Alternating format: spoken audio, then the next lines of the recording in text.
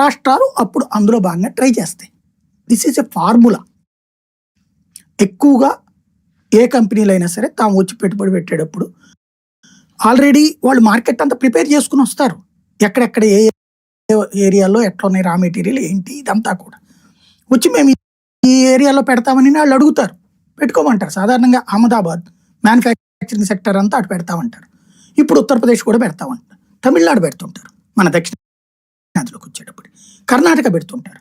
ఎందుకంటే మ్యానుఫ్యాక్చరింగ్ సెక్టార్కి మానవ రిసోర్సెస్ ఒకటి అవసరం, ల్యాండ్ బ్యాంక్ ఒకటి అవసరం, అలాగే ట్రాన్స్పోర్టేషన్ అన్నటువంటిది ఈజీగా ఉండాల్సినటువంటి అవసరం ఉంది. ఇవి మనకి ఇక్కడ విశాఖపట్నం ఉంది. వాస్తవం కృష్ణా గుంటూరు జిల్లాలని సరిగ్గా వాడితే మ్యానుఫ్యాక్చరింగ్ సెక్టార్కి అద్భుతమైనటువంటి హబ్గా తయారు చేయి. ఎందుకని జంక్షన్ పాయింట్ అటు కోల్కత్తాకి, ఇటు చెన్నైకి, అటు హైదరాబాద్కి, ఛత్తీస్గఢ్కి, అందరికీ కూడా. బట్ మనం ఏనాడు చేయలేదు, దీన్ని సద్వినియోగం చేసుకోలేకపోయాం మనం.